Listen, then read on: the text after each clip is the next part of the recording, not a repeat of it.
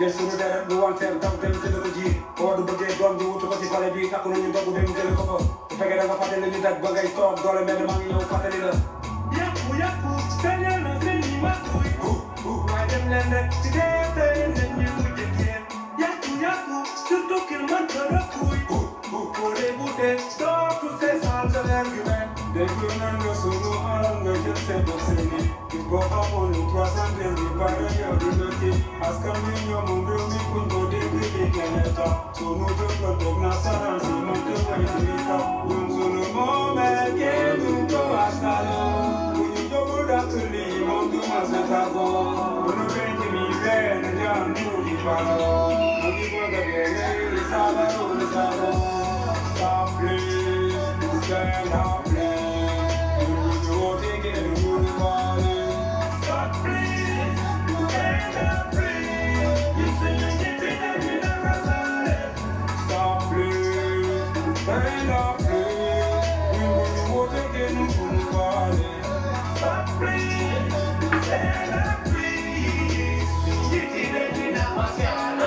Hajatu fi kalam bi ku nekk ci biir fayee ku fis malaanu kiraay si suuf ni muy gis menace people bu si dootuñ ni micré naxa lañu jàppee diñu zappé loolu lañu constaté bu ñu falo dañu fàtte ñoom amuñ gàcce ay xeer moo ñu nar a àtte ci xolu balaa dara di xew ñu seet lu coppee ku ñu muy dundee réewale arrogance ma pays bu mat sëkk lañ dundee gis ne bopp beew yow la ñuy dox ci réew mi ñu ko bëggee li ñu fàtte fi ne amul njiitu réew mi ñuy def duñu guddee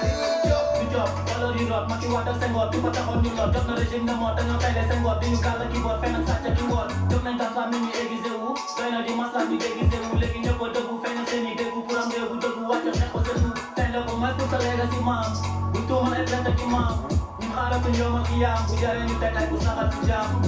doola dalee ci bu ma foog booy sam gis si génn ci seen i poos ñun affaire la ñuy teel baas baas bu nekk ak sa tuur yàgg itam toll amul yërmande lu mu mande lay war nañ ko jëfee nan nit ñi jàppale dañ ñu bëgg a dogali bu jot na balaa wees jot nañu lu léegu bale jooy nañ ma furi nañu dëkk ci la nga tuuri Afrique yi yëpp sonn bu gis kenn la xew jafele Stop please, stand up please. We will take it and move the body. Stop please, stand up please. You say you need to get it outside. Stop please, stand up please. We will take it and move the body. Stop please, stand up please. You need to get it outside. Kenn nag ñoo mën a gën suñu xeex soxla wu ñu dara gën a ONG surtout gën a waajal ñu mu sa fier wante kat njëg na nga taxawal ne pare pour voter pare pour cooki pare fi waa fa misaal pare kalaate gën xasante pare ñu tàkk misaal jàkk église kii mooy danger bi ay joñu booloo fa saale balaa mu ñëw féewule ndax suñu njiit yi dañuy naxasaale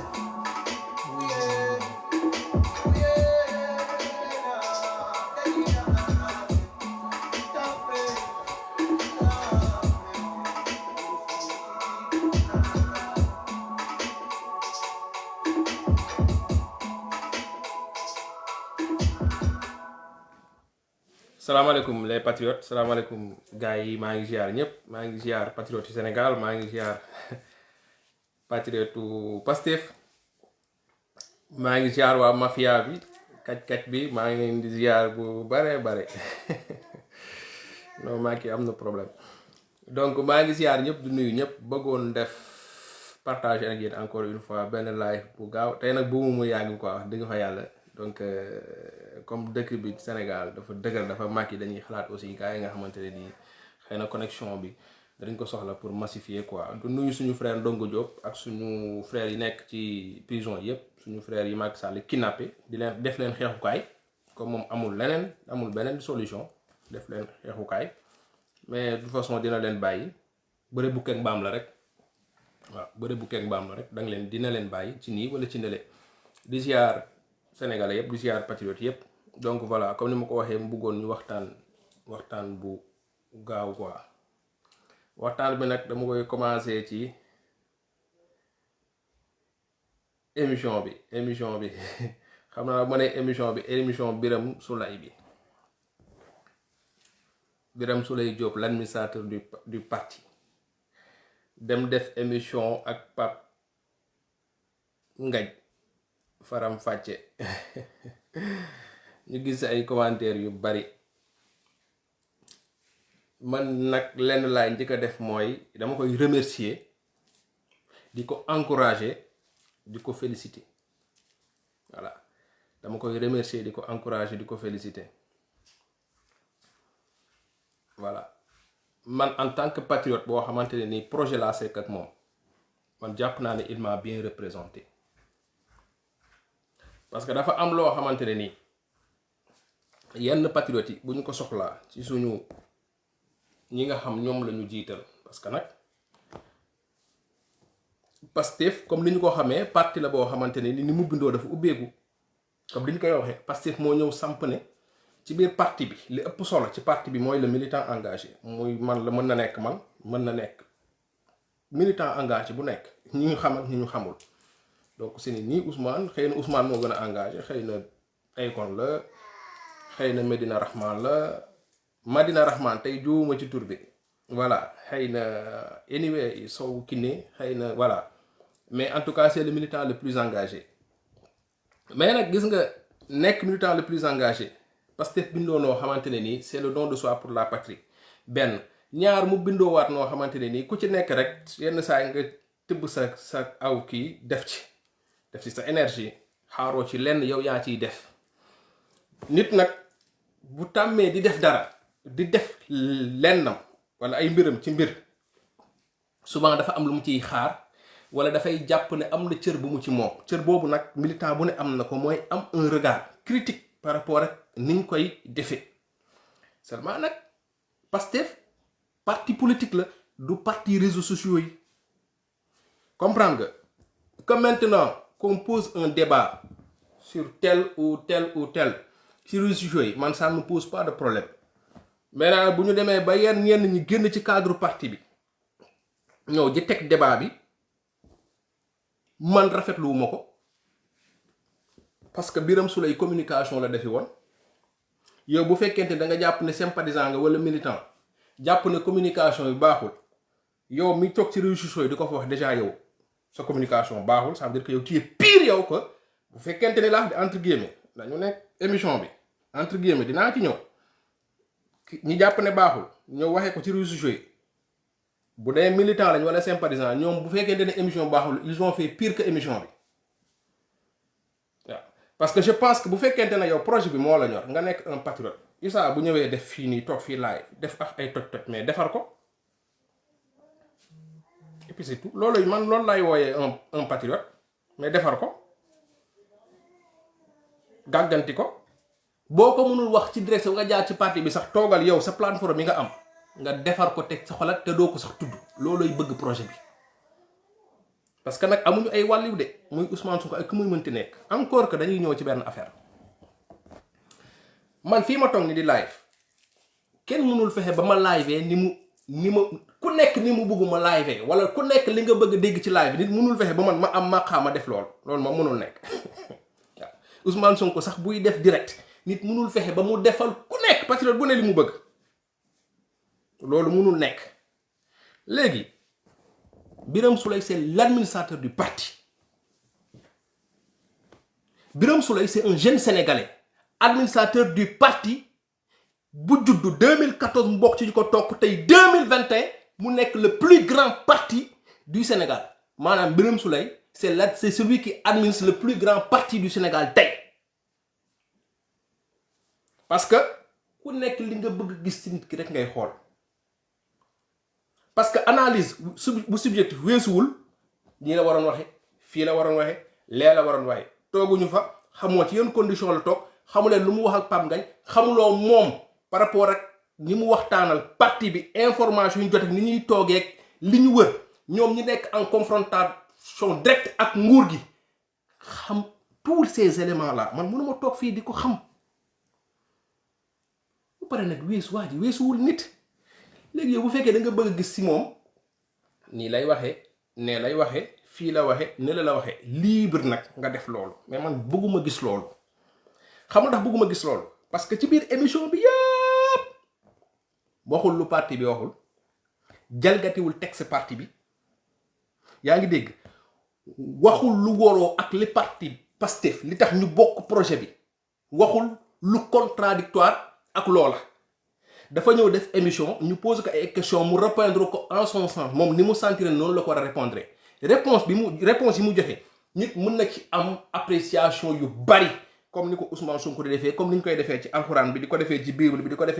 ko defee ci leneen ak leneen ak leneen ay interprétation léegi nag nee naa Pastef ni mu bindoo moo tax c'est-à-dire ku nekk jàpp ne parce que li may wax ni ñu bari nañ jàpp ne parti bi nit ñi dañ ci war a wax loolu du problème bi que nit ñi dañ ci war a débattre du problème parce que am na wax yoo xamante ni attaque la benn am na ñoo xamante ne nii bu ñu amul lu leen neex ci biir parti bi comme man ni ma dalee dal ku ne amul kenn ku nekk ci biir Pastef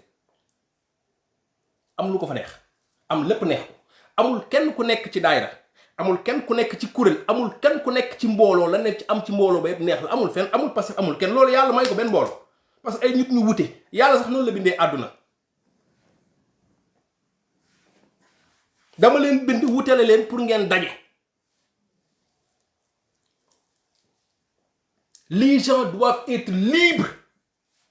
parce que même boo xoolee ni ñu bindee texte yi ak ni ñu ko tëralee parti buy nooyee noonu amul ci àddina mais parti buy nooy bu ñu ubbi ne veut pas dire que man lu ma sentir war ko wax rek dama koy wax mais su ma waxee ba pare dafa war a am déedéet dama koy wax loolu moom kenn mënu ne wax bi amul parce que nit ñi dañuy jaawale loolu ak concurrence ak xëccoo bi war a am ci parti bi en tant que parti politique bu nit ñi jaawale dafa am xeex boo xamante ne nii xeexu politique bu normal la bu am ci parti bu ne maanaam bu ñu nee poste mu ngi nii Issa mën na ko bëgg Tanor Sankara si bëgg ko mais loolu jongante la bu ñu teg ci ay charte loolu jongante la mais jongante boobu noonu pour poste bi la mais jongante bi du man damay jongante pour indi xalaat yi ma gëm ne moom moo koy dox moom laa koy teg même xalaat yooyu noonu bu ma jongantee jëluñu ma ñu jël ñeneen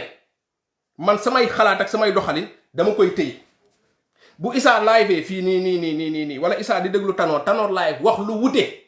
ak li ma gëm ma génn automatiquement ne gis nga waxoon naa leen ko kii mënul wax mënul communication mënul nii man loolu rafetlu wu ma ko parce que le projet c'est pas une personne Birame Souleye xëyul ñu fekk ko këram ne ko demal émission nit ñi dañuy fàtte Birame Souleye c'est l'administrateur du parti qui est né un parti qui a été créé en 2014 qui est devenu aujourd'hui le premier parti politique au Sénégal rafet taaru ba dee ba ku ne bëgg ci jot man loolu lay retenir parce que loolu gaynde moo koy def Birame Souleye xaw ma li ma xam mooy encore une fois c'est l'administrateur du plus grand parti bi nekk jamono ji Sénégal c'est l'administrateur de notre parti politique c'est celui qui administre le parti que Ousmane Sonko dirige depuis 2014 lu mat a bàyyi xel la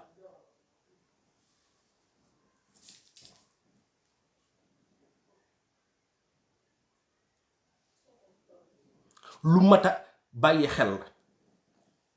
parce que nañuy éviter di xool ay ayibu jàmbur Ousmane Sonko ci boppam bu ma toogoon tey tegaat ay vidéo am di xool ay ayibam di ko liir dinaa ko gis à gogo bu ma neexee ma toog fii live ci ba géex c'est pas le plus important le gars il s'est sacrifié c'est un jeune cadre comme Ousmane Sonko inspecteur général des impôts le gars c'est l'administrateur du parti Pastef ak Pastef fa mu juddoo parce que tayal la neex xam nga lu sotti am borom tey la neex ñun ñëpp ñu jot ci di ci wax man moo tax dafa am lu may munti mettre ci parti dafa am des choses yoo xam man du ma ko tolérer du ma ko accepter encore une fois je ne défends pas Birame Souleye en tant que Birame Souleye xaw ma ko je défends l'administrateur du parti bi nga xam tey moo taaru ba jekk ba ku nekk am fitu wax ci wax ci neex analyse ci neex bokk ci neex di ci critiquer sax neex je dis pas qu'il n'est pas critiquable nag mais bu fekkee militant nga sympathisant ñu ràññee la ci benn mbir am na feneen foo mën a waxee ak Birame Souleye te même boo ko jotul sax du raison pour nga ñëw def ko ci réseaux sociaux yi yenn critiques yi nekk laay wax parce que gis nga man damay faral di wax ne ku considérer Pastef parce que gis nga nit duñ la jox lépp nga jël lépp nit duñ la indil ay texte rek ne la texte yi naa am nga sañ-sañ def lii rek nga ne am naa sañ-sañ def lii texte yi principe la nit a koy lire nit a koy def mais xel moo koy jëli xel a koy faram-fàccee xelay xam naka laay utiliser texte yi ngir njëriñu parti bi parce que texte yi avant mu laa waxal bi ñuy bind texte yi li tax ñu bind texte d'abord mooy projet bi protéger projet bi avant ngay xalaat ne yow texte bi daf la ubbil yow pour nga wax ci projet bi ngay wax texte bi projet yi moo ko tax a jóg mais pas yow pour nga ñëw di wax ci projet bi projet bi moom moo la ne waxal ci man loolu la ñuy wooye intelligence sociale en fait parce que ce combat là dafay laaj intelligence parce que bu leen ci kenn nax gars yi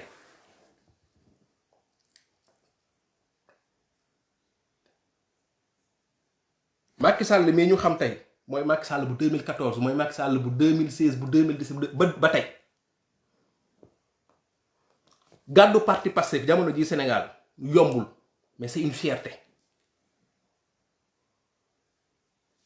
bi ñuy créer Pastef il y avait 52 Sénégalais qui se sont réunis pour créer le parti Pastef bu ngeen delloo ci formation yi nga xamante ni Grand Saré tonton Saré bi nga koy def dina ko explique ba mu leer ils étaient 52 ba y a quelques mois il restait 7 52 yi parce que gis nga yombul de sama gars yi yombul de bëri na ñuy critiquer bu ñu leen rocci woon dugal Birame Souleye bu ñu rocci woon Birame Souleye dugal leen mais duñ leen dugal tey de delloo leen 2014 ba ñuy créer parti ba nañu toxalaat est-ce que dinañ yegg si fi ñu yegg si il faut qu'on arrête di xaar wala ñuy indi ay comparaison ci suñu biir parti bi man li tax ma koy ne lii patriote yi ñoo ko moom pour que ñu comprendre jàpp ne on doit être solidaire et être confiant gis nga ay Ayibou Issa vous les patriotes vous avez la responsabilité de le rectifier bu dee ayib am na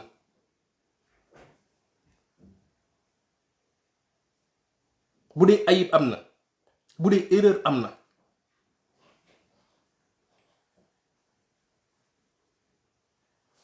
tu peux dire tout ce que tu veux mais Birame Souleye ne s'est jamais défini comme étant quelqu'un boo xamante ne c'est un politicien buy wax comme ni politicien yi di waxee bu leen ko xaar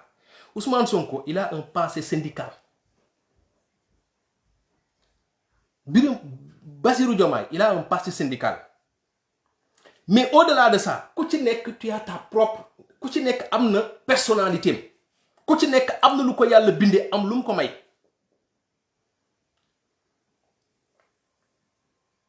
te man gis nga contrairement à beaucoup de gens li ma jàpp ci émission li positif mais vraiment positif ci émission bi Birame Souleye def mooy ñun li ñuy incarner beneen xeetu politicien la ñuy indi mais politicien boo xamante il n'est pas dans la rhétorique maanaam neex la meñ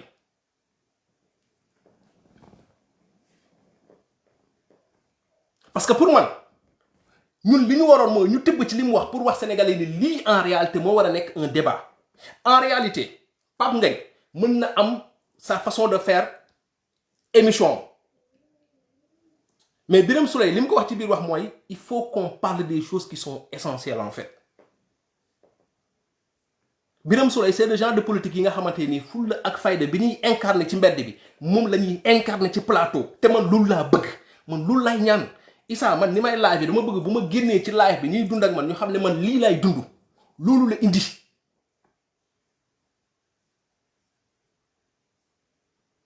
soit on veut ça soit on veut ay politiciens yoo xam bu ñu yegsee ci biir bâtiment wu télévision bi rek bu ñuy dugg biir Walfadjri rek summi nañ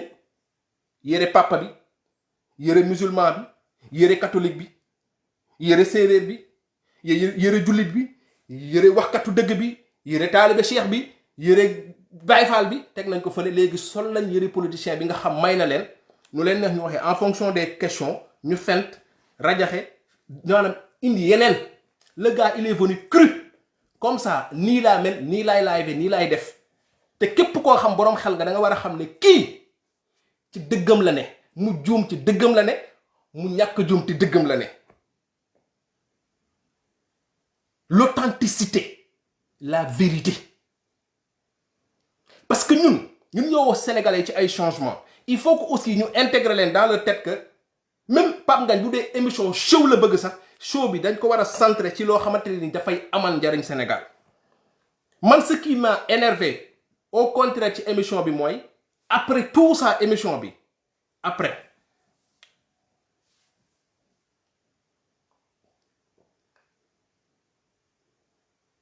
il faut que donc ñun ñu xam li ñu bëgg en fait parce que Pastef li mu bëgg indi lu metti la parce que chaîne bu mel ni TFM ni mu bundoo mooy même bu ñuy débat sax show la maanaam dañu intégrer Youssou Ndour dans tout dañu intégrer Youssou Ndour ci débat politique débat bu ni daanaam fo wax show mu yëngu mu bari mu compliqué mu jaxasoo mu neex xam nga ñoom ci yooyu la ñu ne TFM noonu la bindoo xool leen émission yépp noonu la bindoo bu amul ruube amul werante amul nangam baaxul neexul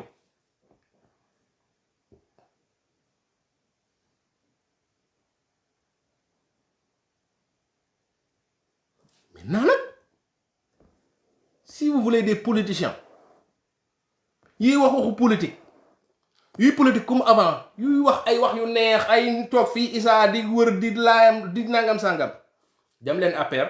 dem leen AFP dem leen PS dem leen PDS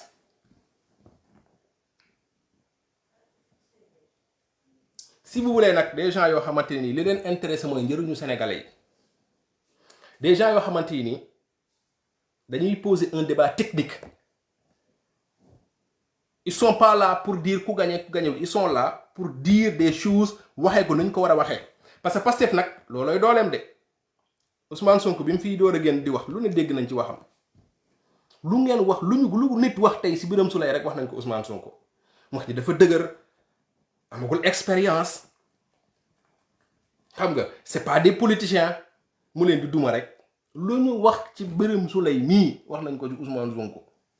lu ñu wax ci Birame Souleye tey wax nañ ko ci Bassirou Diomaye première émission bi ñu koy seetaan fii TFM jàkkaarloo lu mu déggul da koo fàtte tey mooy toog di wax ñu koy tagg bu génnee ñu naan Baye Bass laissez le parti grandir laissez ces jeunes là grandir ils ont du mérite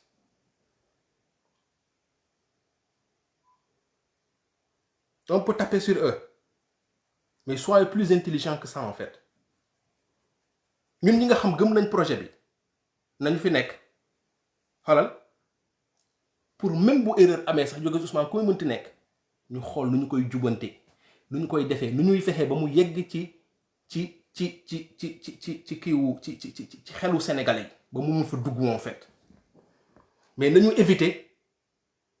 man maa xam maa mën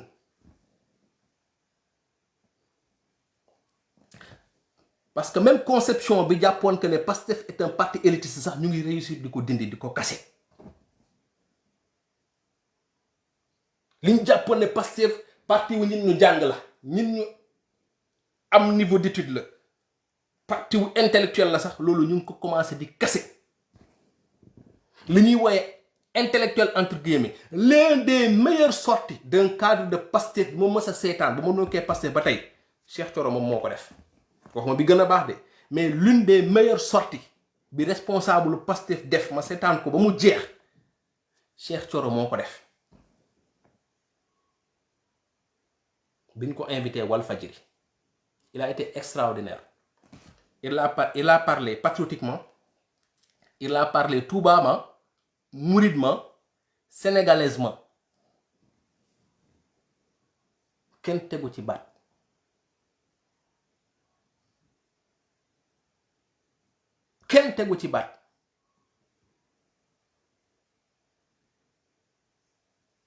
donc s'il y a des gens yoo xamante ne nii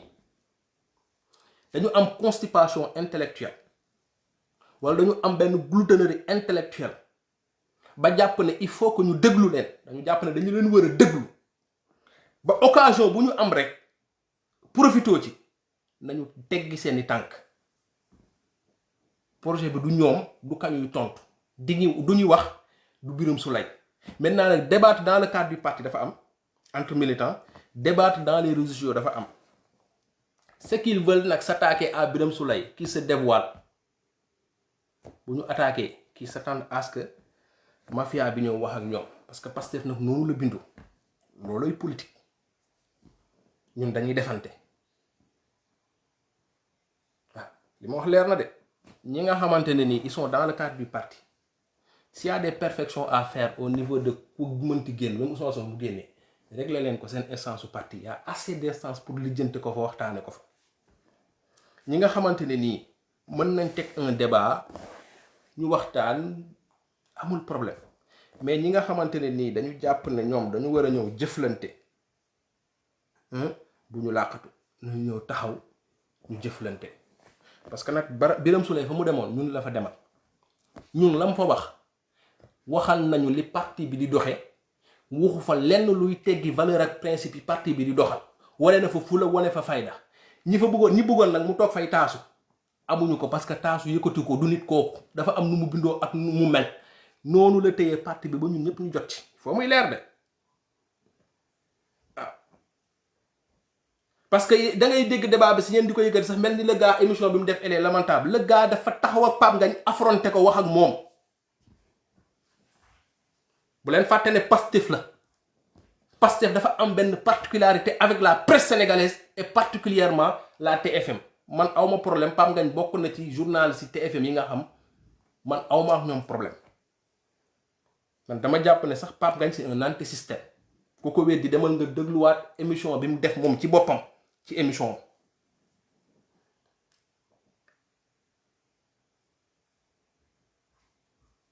mais bu ñu gaa yi xolloo benn direction boo xam du loolu moom moo am solo déedéet il faut qu'on arrête ñu jugu suñu xel que ne parce que ñun ñooy def ñun suñuy invitation wu kii ñun ay événement mais événement yi bu ko gaa yi orienté ci loo xamante ne nii la vie du parti daf ci dépendre déedéet c'est une émission comme beneen émission tey keneen day dem suba keneen dem ñun kay ñooy jël émission yi parce que dañoo mën a sot mën a xeex loolu dañ koy kon di ko def mais c'est pas parce que ñun ñu ngi yenn tey bu ñu déggee Amadou Ba mi ngi dem tel gars yi yenn ko par engagement par bëgg projet bi par bëgg affaire bi jàll ñu jël ko publier ko ci réseaux sociaux ba mu siw bu gars yi jaawatle loolu ak ay tey am na lu xew nañu taxaw émission képp la képp nag faram fàcc képp dana def bii dina def bii dina defaat yeneen ba mu fi demee ci Maïmouna Ndour Faye ñëpp a génn waaw Pastef taal na xel yi tey ngeen ñëw ko nekk bëgg a génnee Pape Ngagne génne stylam def ay affaire am nangam sangam gars yi bëgg a indi leneen le projet ne s'arrête pas à une émission et ce serait très très malhonnête et même intellectuellement malhonnête pour un Birame Souleye de s'arrêter sur une émission de 1 heure de temps le gars je le rappelle c'est celui qui administre le parti Pastef ba mu juddoo ba tey def ci lu rëy nag ba ñun ñëpp ñu jot ci loolu rek day na tontu man bu normalement loolu rek laa waroon wax tëj live bi waaw ñi xamul administrateur parti moom mooy yor parti bi moo koy gérer Ousmane Sonko géré wul parti bi c'est le leader Birame Souleye ndaanaan loolu booy bu gàtt boobu noonu ngeen di gis am fulla ba dee am fayda du caaxaankat du wax bu tasaaroo moom day ñëw wax ni mu koy waxee ni mu ko sentir nitu dëgg la loolu nag ku ne mën na ci génnee lu ko neex waaw Ousmane Sonko ci lu mu rëccul Birame Souleye mënu cee rëcc dama ne parti bi moo ko administré téye ko di ko gérer laa wax de di ko gérer ba fii mu toll nii tey ak ay manquement ak ay yeneen parce que nit kese la mais li leer mooy diggante 2014 ak tey gérer na parti bi ak ñi mu àndal ba mu noonu le premier parti au Sénégal ba ñun ñëpp ñu jot ci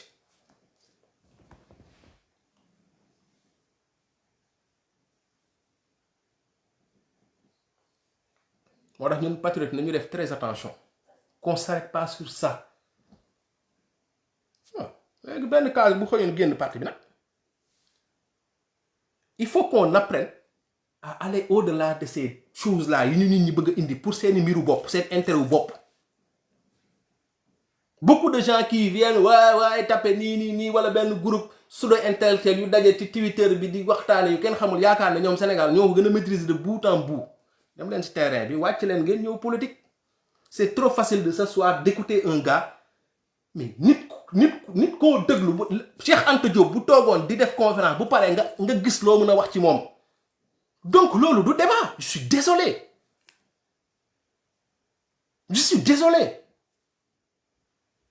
le plus grand érudit du monde bu toogoon def conférence nga gis loo mën a wax ci moom parce que en réalité yàlla moo bindee noonu nit ñi et la preuve réussir ko mais lire leen presse bi tey man li ma mën a jàpp li mën a wax li mënoon a may dëgg ñenn ñi mooy sax ñu xëy ñu ne Birame Souleye wax na lii Birame Souleye wax na lii mais Birame Souleye li mu fa wax lan la fa wax luy dal ci kaw parti bi lu dul défendre parti bi ni mu ko mëne ci yar biñ ko yare ci ni mu ko jàppee ne noonu la ko war a yare en maintenant intact les principes et valeurs yi parti bi di xeexal waxu fa lenn loo xam si en contradiction avec li parti bi nekkal mais nam koy waxee ni mu ko waxee olof la dégg na lii dégg na lële loolu ku ci nekk mën na ci am jàngat donc loolu nañ ko éviter man li may wax ni nekk cela ne ferme pas les portes à ce que débat di am ci réseaux sociaux yi mais des fois ñenn dañuy ruube te nag gis nga ñun suñu parti bi Ousmane Sonko ak ñi mu àndal nii bu ñu kenn xeebal ñoom ni ñu mel bu ñu kenn xeebal ni mu mel perfection amul encore une fois boo demee ba gis mbir sax lan la ci projet bi di gagné ban njariñ la ci parti bi di am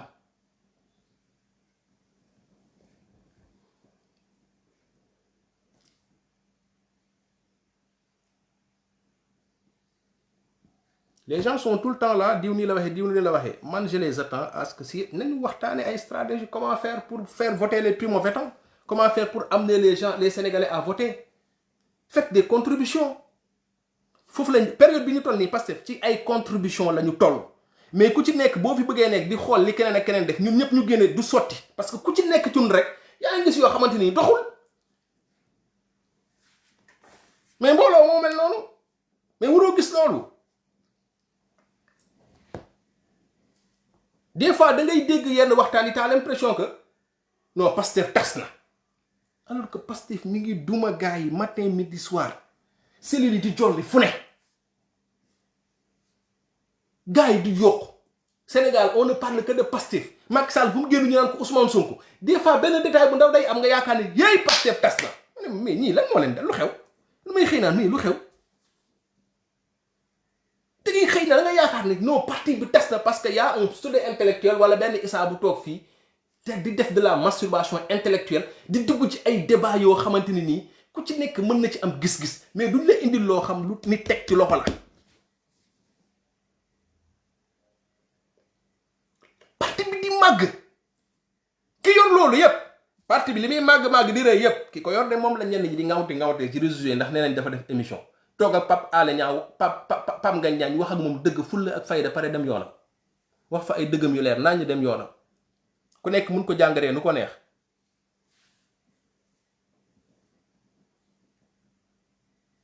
parti bi cellules yi di génn xale yu jigéen ji léegi Pastef nekk à la mode léegi xale yu jigéen ñi sax ku leen bëgg a doxaan boo du patriote di nga am problème bu rëy kuy patriote ñu nopp la mais yenn seen doom yi fu Ousmane Sonko ne di ko wër paa yi sëriñ si imaam yi xalif généraux yi politiciens yi ngay gis ñuy golo lépp ñu ngi wut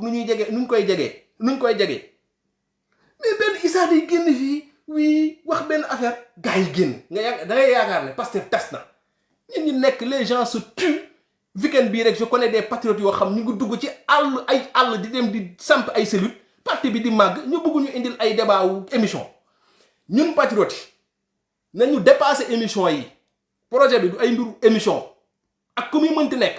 problème bi yemul ci benn conférence de presse Ousmane Sonko weesu na loolu c'est des activités naturelles normales d'un parti politique tënkul kenn tënkul parti bi dañuy dem débat ñu dem émission bu jeexee ñu woy ca liggéey ba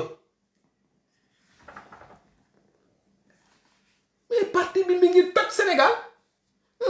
ngeen dégg presse bi chaque jour ñu toog di ruube mais opposition bi dafa ne tekk opposition bu ne tekk te fu waa ji jëm gars yi fàttali ko opposition bi xam nga ñun loolu suñu problème léegi du ngeen xalaat ci loolu nan la ñuy gars yi li fi ne liggéey bi dafa bari liggéey bi bari nga xamante ni wax dëgg fa yàlla moom toog fi di wax ay affaire ay pam nga ay kii moom liggéey parce que fi mu toll nii moom ku ne moom kenn dootul wax liggéey amul fi mu toll nii moom Ousmane Sonko moom nodd na ba pare sàpp yi jub na julli rek a ci des ku ne na julli nag te bañ a gëstu wala muy xool fu ni teg tànkam ak fu ni sol teg dàllam ubbi nañ révision liste électorale yi du 11 juin au 15 juillet nañu wax ci loolu mais bëgg a des ci ay ci yooyu quoi léegi Pastef non seulement liggéey bi dafa bëri mais liggéey bi dafa neex ba pare ñu yombal ko Sénégal sol t-shirt de Pastef rek ndam la parce que boo ko solee ñu boole ci góor yu baax yi di wax ko te dëgg yi ci ñu bëgg réew ci aji bëgg réew yi ñun la ñuy wër sëriñ di jolli fu ne Sénégalais yi ñun rek la ñuy xaar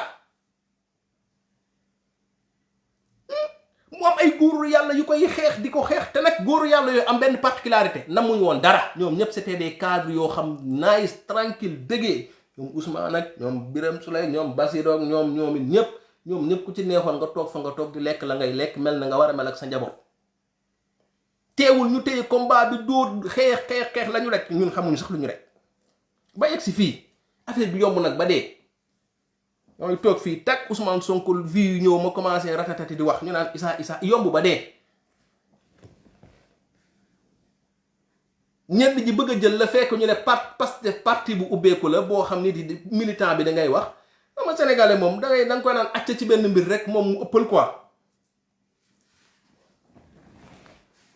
bu fekkente ne y a des gens de bonne foi qui critiquent bu critique yi jeexee walaay nañ jublu ci liggéey bi nag parce que liggéey nag am na de liggéey nag am na de waa ji moom nekkal nañu ci naaj bi de ak gars yi ngeen ñuy wax nii nekkal nañu ci naaj bi léegi ñun ñu ne ci kër gi nag lu toll yi nag neex na nañ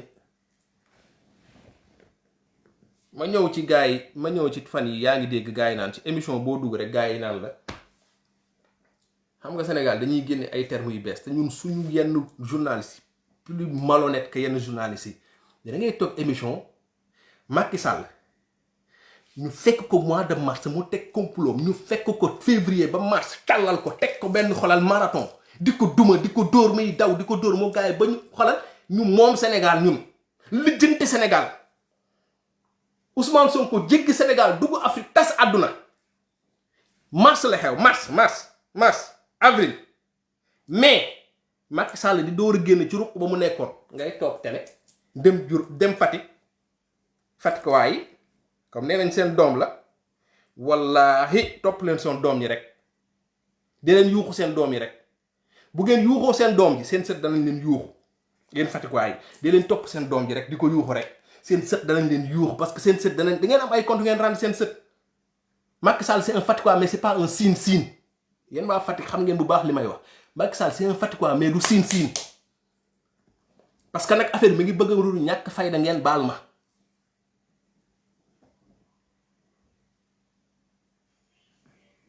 parce que man xàmmeetuma ñu bëri Fatick wallahi bi Macky Sall duggee Fatick ba génn képp kuy got di Sine bëgg Fatick laa wax boo xoolee Fatick war nga rus war nga xoolaat sa bopp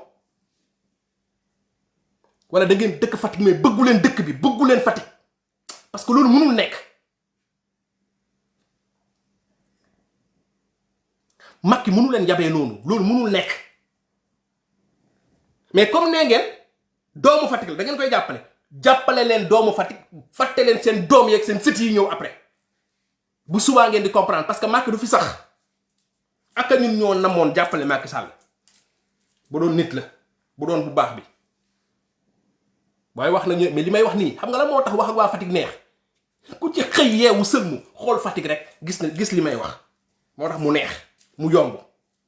booy yi def groupe grand diw ñii di jàppale grand diw ñii di jàppale grand diw ba pare koo jox mu ne la Fatick sin la jàppee seen bopp ay nandite ay ngaaka yu bon ñenn ñi jàpp ne suñu yoon nekk ci toog jàppee seen bopp nag ay nandite weekend bi ñu dem bu weekend bu semaine jotee ñu dem Ndakaaru nekk fa tasaaroo Ndakaaru ñii ña nga ca port ba ñii ña nga feneen nekk fa kërëb jàppal bàyyi ku nekk di xool nu mu gérer boppam weekend bu jotee ñu wàcc Fatick ñii nag seeni oto ku nekk ak sa groupe nag ku nekk nag jël booy yi nag tasaare ni kii ay booy yu diw kii ay booy diw kii ay booy yi keneen saa yi nekk leen nit quoi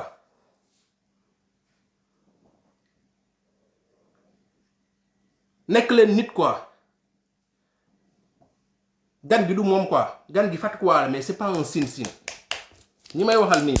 gars yi xam nañ li may wax Macky du sin te yéen a ngi koy yuuxu de parce que nee ngeen seen doom la mais seen sët yi dana leen yuuxu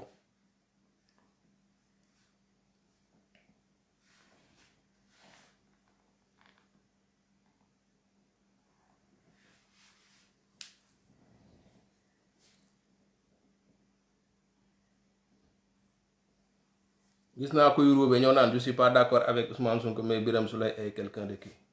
xam nga ruube rek weesuwul loolu ñun on n'est pas sur des personnes on est sur un projet ka Ousmane Sonko nekk c'est-à-dire c'est des gens yoo xam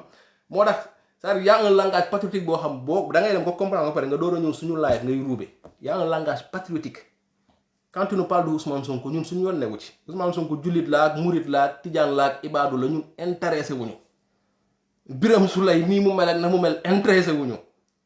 ñun on a un projet bu ñu sekk Sénégal bi ñu sekk ak ñoom ku ci nekk yan jéego ngay dox pour Sénégal jëm kanam loolu lay un langage patriotique pour kii bind bu fekkee dégg na ma mu mën a ëlbëraat xelam door a commenter bu fekkente ne mën na nekk mais presse bi naan la on ne voit pas l'opposition parce que xam nga suñ presse bi nekk ngaaka Ousmane Sonko bi ñu doon bañ dem def nemmeeku tur mais def na nemmeeku tur ba pare Ousmane Sonko c'était l'absent le plus présent dans les médias et dans les réseaux sociaux waa léegi maintenant c'est l'absent le plus présent dans le terrain yéen journalistes yi laaj kii caméra yaa ngi fi jarul xam fu Ousmane Sonko ne ndax opposition am na topp leen Macky rek seen waa ji leen jënd topp leen ko rek bu ngeen ko toppee rek gis opposition léegi jarul Ousmane Sonko bu génnoon bu ngeen bëggee opposition Ousmane Sonko bu génnee bu leen su topp Ousmane Sonko Macky Sall bu génnee topp leen Macky Sall léegi ngeen gis opposition parce que foo dem ñu ne ko Sonko ngeen toog naa oui l'opposition on ne comprend pas on ne machin c'est-à-dire Sénégal moo tax ñun patriotes yi on a du travail à faire wala d'être là di expliquer c'est ce travail de conscientisation qu'il faut faire parce que on est devant parce que wax jooju da nga koy dégg mais ñii lan la ñuy wax ni y a pas d'opposition on ne sent pas l'opposition te buñ koy wax nag buñ koy wax keneen taxul ñuy wax de ay Thierno Alassane Sall yi borom parti pantré yi ay ñeneen gaa yi ndaxul ñu wax de Ousmane Sonko Pastef moo tax ñuy wax Ousmane Sonko des fois sañu jéem a ruube naan Khalifa Sall kenn taxul ñuy wax Ousmane Sonko moo tax ñuy wax Ousmane Sonko nag ku dugg ci terrain bi gis ko ku ànd ak Macky sa gis ko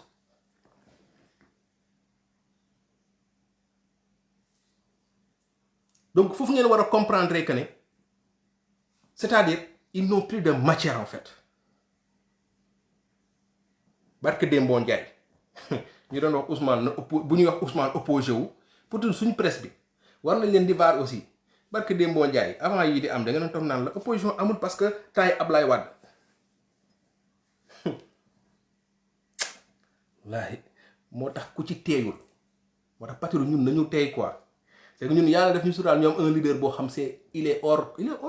norme c'est Ousmane Sonko c'est un produit boo xam très rare boo ko waxee nag gars yi xoolal fii la fi gars yi toog barke Dembo Ndiaye opposition bi dafa muu opposition bi dafa nooy opposition bi nii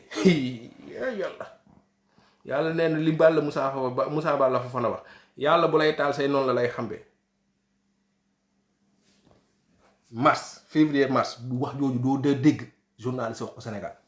am na sax ay analyse yu ko doon wax waaye du temps de Wade les jeunes machin Wade il était tu opposition mooy gis bii de gis ngeen bu ne cur bu dëgër kën yi moom kenn du ko laam-laame xam naa ne Ablaye dafa mu toog sax dafa tiit saa yu ngeen génnelee dara Ousmane rek ñiy bañ nangu rek saa yu ngeen génnee rek xoolal ñu dem ba ci kanam rek affaire bi leer nañ ni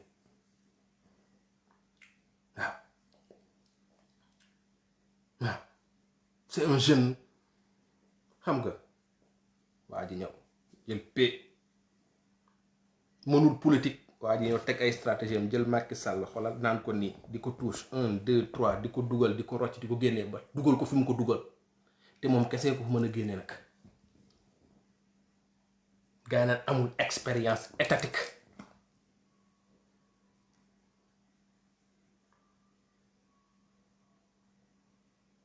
mu def 15 ans dans l'administration centrale direction des impôts et domaines secteur bi gën a stratégique dans le fonctionnement de l'État du Sénégal def fa 15 ans créé fa syndicat impôts et domaines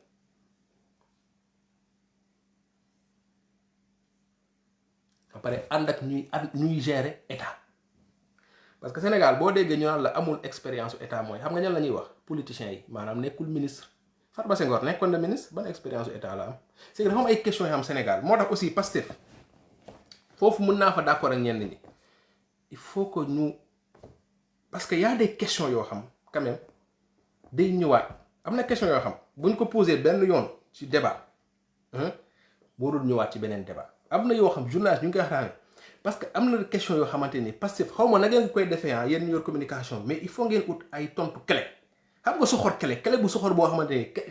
tontu boobu parce que y a des questions yoo xam c'est des questions bêtes banales questions yu kenn xamul depuis 2014 ñun ñu koy posé te c'est des questions yoo xam il faut ngeen toog ci wutal ko ay tontu yoo xam dañ koy tontu mu dem parce que c'est des questions yoo xam saa yu ñëwee rek ñu dugal ñu ci question mu système bi Ousmane Sonko répondre na ci répondre dimbale leen ñu ngeen di toog di waxtaan di analyse di xalaat yan terme yan expression yoo xamante ne nii passe partout yoo xamante ne nii c'est-à-dire sénégalais yëpp dañuy xam ne fu ñu nee système bi ñu roof ko mu dem waaw xam nga dem nañ ba xam ne Pastef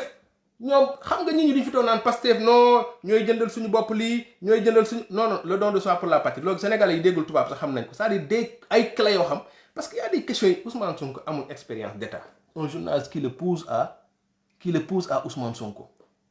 léegi waxuma la nga jël Ousmane Sonko de jël Bassirou Diomaye nga jël ko teg nga jël ministre Farba Senghor nga teg Farba Senghor nekkoon nag ministre nee nañ moom moo xam état jël Farba Senghor nga teg Bassirou Diomaye nga woo journaliste bu la neex sax nga woo Mour Bane wala Madiambal Diagne ñu defal leen émission Bassirou Diomaye dina ko duma ba mu li may bañ a wax nga naan expérience d'état xam nga y a des choses yoo xam après sénégalais bu ñu koy déggee dañuy naan c'est comme si politiciens yi ñoom expérience d'état mais y a des gens mais état quand même c'est des questions comme ça qui reviennent mais tout le temps yoo xamante ni il faut qu'on l'évacue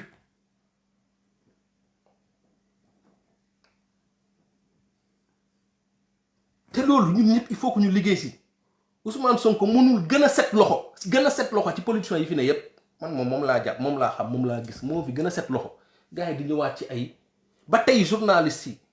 dañuy dugg ci ay détails yooyu gars yi naan Ousmane def na lii jël na lii kii na lii c'est-à-dire parce que gis nga souvent dafa am benn erreur boo xamante ni mënuñu continuer di ko def parce que Pastef léegi mu ngi nekk un parti mu ngi dugg léegi di nekk un parti populaire maanaam sénégalais yëpp bëgg ko y a des questions yoo xamante ne nii dañ ko doon bañ di tontu tey nag il faut mu am ñu koy tontu bu ko Birame Souleye mënul tontu Bassirou Diomaye mënul ko tontu il faut muy am ñu dem ci télé bi nag di ko tontu Maître El Hadji Diouf yi ñuy wax di ruubee ay non du ma tontu Maître El Hadji Diouf du ma tontu def nii sa karaw du ma tontu Maître El Hadji Diouf loolu Pastef mi ngi déggul nag maintenant léegi un parti populaire il faut mu am ñuy dem ci télé di tontu Maître El Hadji Diouf di tontu Mame Gor Diazaka di tontu ñoom Mati Trois Pommes di tontu tous ces cachapans yi nekk Pastef di wax Pastef nag léegi foofu la toll ku ci nekk nag ak niveau ba nga nekk di tontu ak na ngay tontoo waxuma nag dugg dem di ruubante mais Pastef maintenant c'est un parti populaire le discours doit être accessible à tout le monde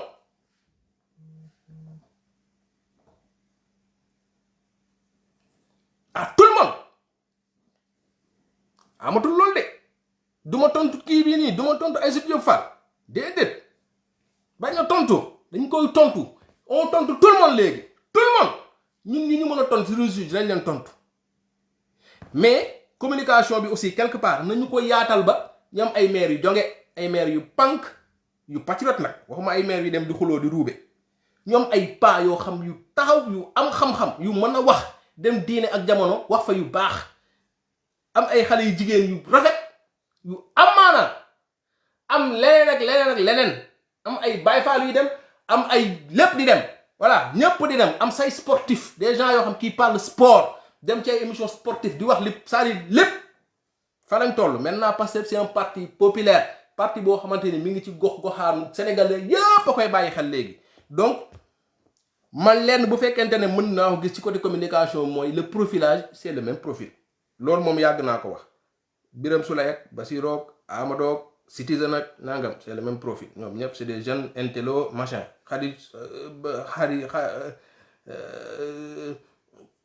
Khadija Mayekor am na benn touche bu mu indi parce que ku ne xam ne Khadija Mayekor intellectuel la mais yaay Fall moom namul dara waaw mais yooyu il faut mu dugg si il faut ñu gis maire yeeg paa yeeg xam nga nangam sangam meeg ñeneen ak ñoomin seen ay jeunes xale yu ndaw voilà Ibrahima Thiam yow mi yor voilà yow mi yor GPS bi aussi xam nga il faut que mu tasaaroo fépp Ibrahima Thiam dem leen ci kuréelu booy fépp partout voilà booy partout tous les jeunes dugg leen fépp waaw parce que tey je pense que am na lu bari lu gën a yomb waaw parce que ñoom ubbil nañ ñu bunt yi ci coow yi ñu indi nii tax na Sénégalais bàyyi ñu xel donc on doit parler à tous les Sénégalais mais chaque Sénégalais dafa am Sénégalais bu muy déglu am na ñoo xam mënuñ déglu Issa am na ñoo xam mënuñu déglu Tanor parce que Tanor ay péremptoire lay wax comme ni ko seeni waxee duñu ko déglu am na ñoo xam duñu déglu Issa parce que ñu jàpp ne kii dafa ëppal kii dafa machin kii dafa dëgër wax kii dafa soof dafa pour des raisons yu bari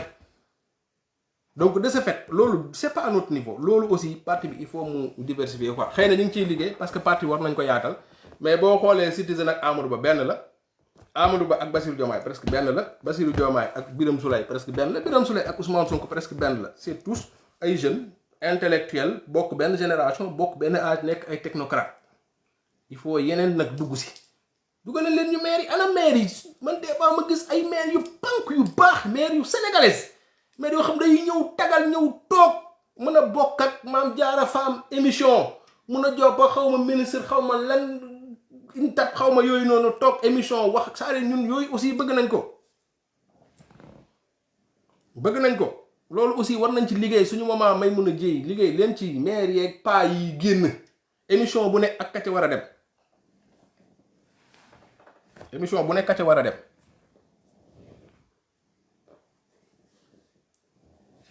waaw parce que fi mu toll nii wax ak sénégalais rek a jot dem sénégalais yi wax ak ñoom rek a jot dem ci sénégalais yi wax ak rek ñoom te bu ñu ko réussir élection locale yi ñuy wax ni sax xoolal amul combat loolu daf may permettre ma dugg feneen mooy cellules yi nga xam ñu ngi koy teg wax ma amul suivi de il faut mu am suivi xëy na parti mi ngi ciy liggéey damay fàttali rek créer cellule il faut mu am suivi sénégalais dafa bëgg mouvement soit on maintient le mouvement jusqu'au local soit on fait un suivi marquage à la culotte sénégalais doo leen may dara et puis ñu responsabiliser leen muy am ay activité loolu moom mooy dundal cellule et bu fekkee créer ku nekk ñibbi këram toog kay gisoo leen nii ñuy meeting de mais waa ji nii milliards yi ngeen di dégg nii muy jël yëpp da leen koy séddale di ñuy dugg ci kër yi minuit la ñuy dugg ci kër yi di dóor ay 100 000 ak ay 150 000 ak ay 10 000 ak kii moo tax il faut mu am continuité te wax sénégalais yi ku da nekk jëlal lu la neex sa vote yow yaa ko moom votal ku la neex c'est-à-dire dafa am loo xamante nii ñi nekk ci quartier yi cellules yi suivi la laaj marquage à la culotte dem ba jeex te yàlla xam na ne bu ñu defee liggéey boobu noonu man awma problème ci local yi parce que dama doon wax sa problème mu candidat peut-être Pastef on n'a pas eu le temps ñu togg ay candidats yu kii mais loolu sax du problème si on fait le travail qu'il faut sur le terrain débat du am. leneen li may wax mooy loolu moom dama ko bëgg a ñaan ñoom laa ko bëgg a ñaan quoi xam naa ne am na benn mafia kàcc bu gaa yi génnee pour tontu Macky Sall comprendre tul sax wallahi am na problème parce que yokkaat na xam ni karaw mais gars yi man moom dama bëgg ñu missionné suñu bopp parce que jàpp naa ne ci laa bokk kàcc moom duñ ko bàyyi moom la ñuy dëkk ak moom mu koy dégg nopp yi di réer mais nañu sasoo suñu bopp gis naa Babacar Diop mu annoncé ko ak ñenn ñi nañu sasoo suñu bopp le fichier électoral nañu sasoo suñu bopp suñu frères yi suñu petites sœurs yi ñu dem voter man je pense que ci fan yi ñu jëm ak semaine yi ñu jëm foofu la ñu war a gën a lëkk à partir du 15 juin dëkk bi dafa war di riir bindu ñépp a war a dem bindu ñépp a war a dem bindu patriote bu fi toog di like di aimer di live di sonn di yuuxu di cotiser te amoo carte d'identité c'est-à-dire li nga def c'est-à-dire dafa mel ni nga jaamu yàlla sa àdduna yépp ba yàlla moom la nga romb fa àjjana ne sarax dugub biir na ma yàlla baal c'est-à-dire liggéey bi ñuy liggéey ni yépp live yeeg génn Ousmane Sonko yeeg warante beeg kërëb li ñuy def ni yépp neex na de parce que nag bokk Pastef dafa neex parce que bokk Pastef mu ànd ak patriote yi xamanteeg ñoom waxtaan ak ñoom mais loolu rek non loolu dara fay ko dafa neex mais am na lu ko gën a neex mooy ñu récupérer Sénégal nag li ñu koy récupérer au-delà des live ak yii di xew ni yépp mooy ñu dem voter ji fexe nit ñi voter te côté boobu noonu nañu fexe ba bu ñu ci kenn distraire loolu moom nañ ko def suñu liggéeyu bopp. Macky Sall balaa moo xam ne kàcc dëgg am balaa moo comprendre réseaux sociaux yi man dama bëgg bu te dafa am ku may roubé quoi di ma envoyer ay message di ma déranger di ma kii quoi mais patriote yi balaa moo gën a mat sëkk balaa Macky Sall di gën a dégg kàcc yi ñu dem ba le 15 juin réseaux sociaux yi di riir amul leneen bu ñu kenn divertir ci ay boy jinne bind nañ benn scénario Mamadou Ibra Kane mooy metteur en scène bi Khalifa Diakhaté mooy xawma lan ñu tegal suñu film ñàkk c'est-à-dire ñii amuñu sax respect ci sénégalais yi mais nañu focus même bu dee dañuy laal actualité ne nañu mettre l'accent ci loolu gis nga wax nañ ko de mais ñu ngi koy wax affaire mu ngi mel lu ñu soofantal alors que date la bu ñu doon xaar mais ñu gis nga presse bi yenuwu ko ñoom lijjanti woon ko ñu ngi ci ay gis nga fi ñu ko génne affaire booy jëne naa ñu génne ñun nañ ko def suñu mburu bopp waaw nañu ko def une mburu bopp man pour man diggante 15 juin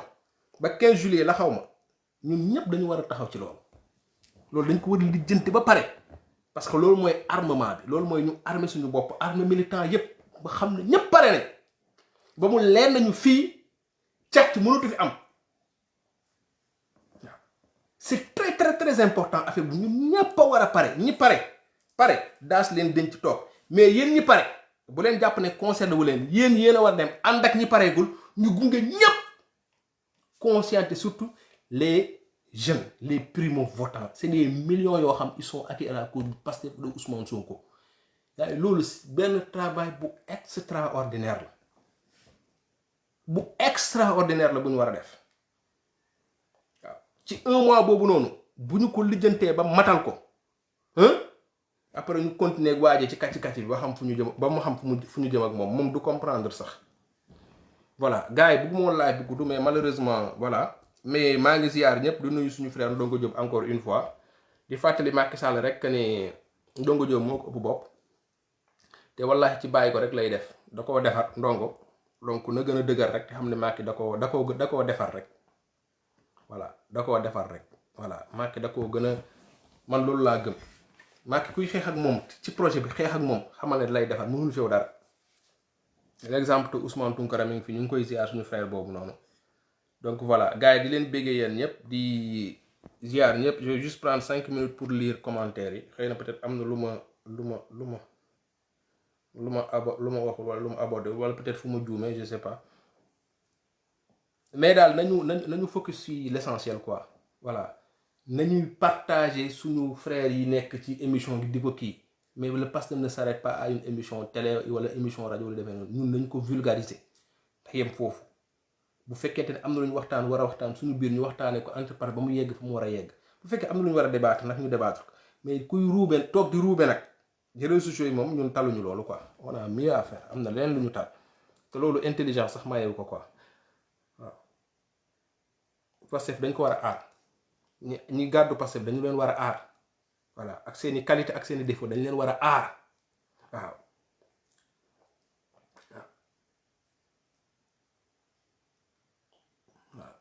surtout bu fekkente ne c'est des gens yoo xam dañu diñ xeex ak nguuru Afrique nguuru Sénégal milliards yi di romb Pastef ñi ko tëye ba fii wallahi ay gor rek a ci nekk ak nu ñuy mënti mel ak défaut bu ñu mënti am ay gor rek a ci nekk voilà am na ku ma ne ñu fàttali peut-être la marche du M2D le 11 voilà na ko gars yi aussi na ci gars yi def liñ ci war a def sauf que man j'ai pas trop aimé ni ko M2D defee marche 11 bi je pense que conférence de presse bi j'aurais bien aimé ñoom ñu ñëw M2D bi waxuma ñi xeebuma ñi di fa toogoon de mais j'aurais bien aimé que M2D bi toog parce que nag Sénégal wuude bi ni mu la gisee la lay ëwalee Sénégalais moom ni mu la gisee ne noonu lay jàppee say mbir ils ont envoyé les jeunes quelques jeunes de Y'en a marre ñu dem mais man pour pour des soucis de communication pour xam nga seen temps yam communication rek a xew man j'aurais préféré M2D bi ñëw toog leader yi ñu ñëw toog jox affaire bi fulla jox 11 juin bi fulla nit ñi jox ko fulla loolu moom franchement erreur la bu M2D def nañ ko rectifier bu ñu joxetee date di conférence de presse nañu jëmmal bés bi ñoom nañu jëmmal bés bi ñëw toog les leaders du M2D dañ fa war a toog jëmmal bés bi réyal ko jël ko au sérieux ñoo koy njëkk a gàddu conférence de presse bi ñu def keroog man jàpp naa ne am na erreur bu ndaw boobu noonu moom laa ci gis quoi ñoom daal bu ñuy def daal mbir waaw na bés bi daal bés bu tuut borom lay tollool quoi waaw loolu moom man dérangé na ma quoi donte nag conférence de presse bi ni mu amee baax na mais dérangé na ma waaw man je pense que dina doon gën a am bruit le 11 juin bu fekkonte ni ñoom defee nañ ko ni ñu ko waroon a defe voilà il y aura une marche demain aussi à Diourbel voilà malheureusement ki may informé pour le cas de Diourbel envoyé na ma ci diggante bi message j'ai pas eu le temps de le lire mais am na ku ne normalement suba am na marche à Diourbel voilà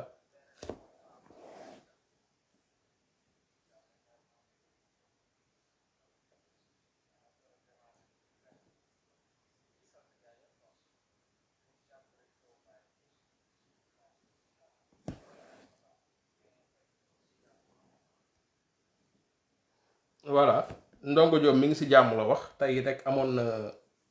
journée de visite am na ñu ko jot a gis ak moom Diourbel ñu ngi ci jàmm donc marche bi je sais pas si man j'étais pas au courant sincèrement mais bu fekkente ne marche am na aussi les jeunes de Diourbel c'est à vous aussi ak ñi mën a déplacer wu dem déplacer wu dem def ce qu'il faut et puis voilà quoi voilà donc gars yi daal man daal li may ñaan aussi réseaux sociaux yi ñun mooy ñun dañu bokk ci xeex bi ñun dañu bokk ci Pastef te dañu am solo ci xeex bi parce que lépp lu gars yi defar paqueté Pastef Ousmane Sonko ña mu ànd lépp lu ñu paqueté ba ne ko sëlëx presse bi jël ay paak ak yàq kees bi defar ko yàq def lu leen neex ñun jël ko ba mu rafet paqueté ko orné ko defar ko ba mu rafet defar ko ba mu très bien parfum ko sax bu ñu bëggee delloo ko Sénégalais ñun loolu moom moo jàpp ne ñun looluy suñu wàll voilà looluy suñu wàll am nañu bëri nag ñu may interpeller pour ma wax ci affaire waa Kodas ak ñoom Adji Sarr ak yu demee noonu li ma waxoon rek moo ci nekk sama live yi may wax ak Mati Trampom newoon naa ko ñun dinañu def li ñu war a def mais après yéen ay continuer xeex bi te j'avais donné le trio ne woon naa leen xaw ma ku kuura xaw ma lan Macky ak moomu ndaw soosu ak Mati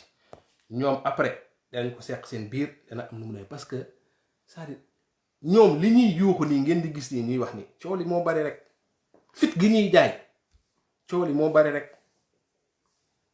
ne woon naa leen fi Mati day live di yuuxu bu live bi tëjee day déprimé day woote di jooy ñamu ko wedd di jooy comme golo gu tawte di jooy donc moo tax ma naan leen gis nga ñi naan sax nañ tontu jaru ko ñoom seen biir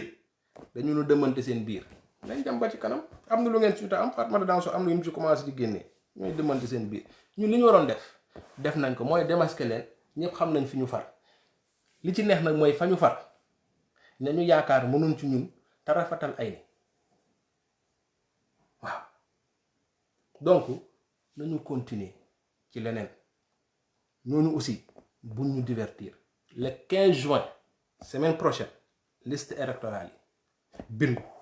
yor sa carte d'identité yor sa carte électeur loolu lay dëgg ñun ñëpp ñu fexe ba am ko fexe aussi yorlu suñu yaay yi suñu tante yi suñu papa yi suñu maam yi loolu moom vraiment c'est un truc qui me tient à cœur quoi nañ ci liggéey bu am solo ñiy monter leen ci ñoom Babacar Diop ñiy publier Adama voilà publier leen Hannibal voilà publier leen Abdou Aziz voilà jàpp leen ci rek ci publication yi waaw ñiy xalaat ci suuf waaw ñoom Mohamed voilà yéen ñëpp jàpp leen ci voilà donc gars yi jàpp leen ci quoi ñi may waxal ñoo ñu xam nañ ci ay kon Omar Moustapha jàpp leen ci Babacar Diop jàpp leen ci voilà Ababacar jàpp leen ci donc voilà publication yeeg montage yeeg ñoomeen seen ak ñëpp les activistes tout le monde Pencum Patriote et tous les activistes jàpp leen ci sénégalais yi dem bindu ñun Pastef ñun ñoo koy def keneen du ko def beneen opposition du ko def bu dul ñun donc voilà donc gars yi maa ngi leen di ziar di leen bëggee di leen jox rendez-vous ba beneen yoon incha allah jaa ngeen jëf tawfeex jaajëf soxna Kiné maa ngi lay ziar jigéen ju mën góor ndaanaan la nag waaw ñoom ñu ngi def affaire bu garaaw Kër Massar soxna Kiné moom maa ngi lay ziar bu baax Kiné Sow voilà maa ngi jégalu nag souvent message yaa ma gën a xam mais jàmbaara gi noonu Kiné Sow jàmbaar bu yéeme sax laa lay nii Kër Massar fi mu toll nii gars yi ñu ngi koy def dóom nooy na nepp donc Kiné yow ñi nga àndal ñépp ñu ngi leen di ziar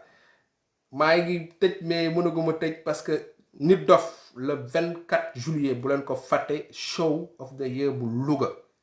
show Nit Dof show patriote sénégalais yépp la loolu aussi bu ñu ko fàtte nañu ci bàyyi xel bu baax a baax